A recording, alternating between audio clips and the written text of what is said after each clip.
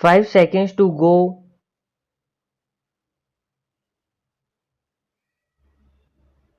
Start. We have as one of the items for discussion today a problem which raises fundamental issues of law and justice. Till now, the state has looked upon an offense as a crime for which the offender must pay. Such offenses, whether you call them crimes or sins, were regarded as evil and attracted as their inevitable consequence punishment. Punishment was therefore regarded as a consequence of crime and justified in itself. The classic exposition of this view is in the principle an eye for an eye, a tooth for a tooth. Later ages, however, raised the question of the utility or justification of punishment.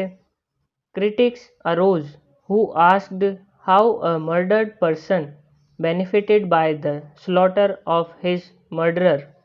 In fact, the only result was the loss of life of two individuals instead of one.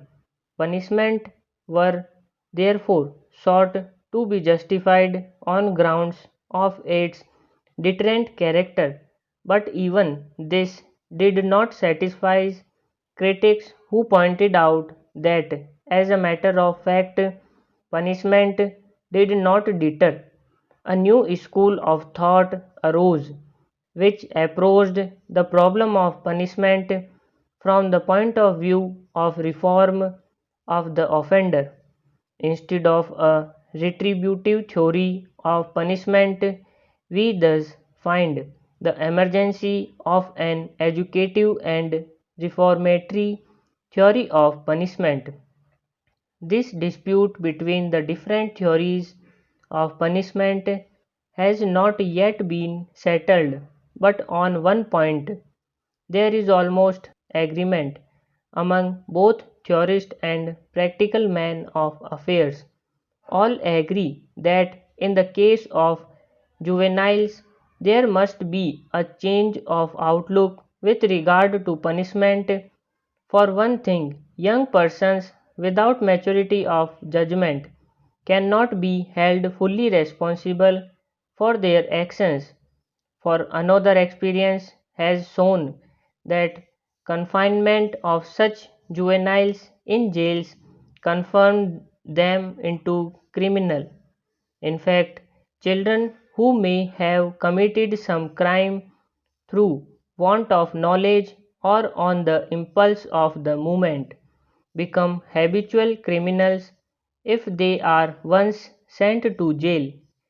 Recognition of this fact has led many countries to provide separate establishment for juveniles. In India, we have had reformatories and houses of correction in different provinces, but it must be admitted that even these have not fully met the purpose. The provision of such reformatories of juvenile jail has no doubt separated the juvenile offenders from the confirmed criminals, but as they themselves have been miniature jails, the educative aspect has not found the emphasis. The position with regard to the care and management of juvenile delinquents is thus obviously unsatisfactory. In the first place, not all the provinces that have children's act on their statute books are working them adequately. The work is chiefly confined to bigger cities, and even there it leaves much to be desired. The probation officers have not the requisite training, nor have the magistrates of the juvenile court the required qualifications. The certified schools are not working properly, and after care is all but non-existent. A little consideration will show that in a matter like the problem of juvenile delinquency and the proper method of dealing with it, there must be uniformity among the different provinces. It is also desirable that the practice of this country should conform as far as possible to that of other enlightened countries of the world. In the UK, the persons between the age of 8 and 17 are regarded as juvenile and are tried by special juvenile court.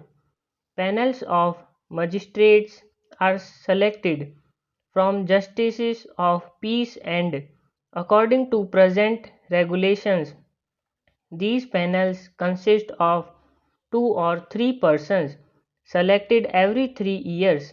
In metropolitan courts, one of the magistrates must be a woman, while outside London this practice is observed as far as possible.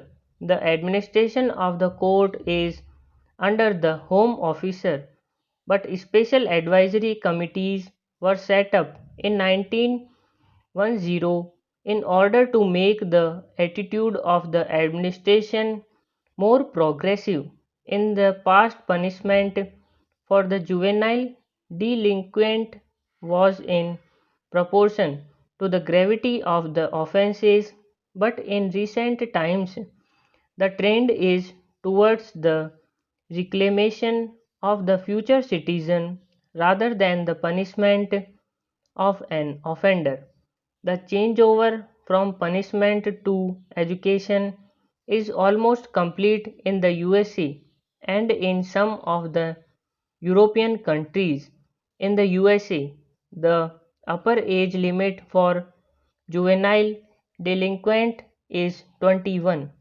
Up to the age of 18, the offender is under the exclusive jurisdiction of the juvenile court, but from 18 to 21, these courts exercise a concurrent jurisdiction with the ordinary court. The trend of legislation is to make the juvenile court independent of the ordinary system of criminal justice. In addition to the special magistrates, the USA provides the referees to assist in the hearing or disposition of the cases. Where the delinquent is a girl, it is the practice to associate a properly qualified woman referee with the court. The USA has no advisory bodies, perhaps because social service agencies play an important part in all cases before the juvenile courts as such. Stop.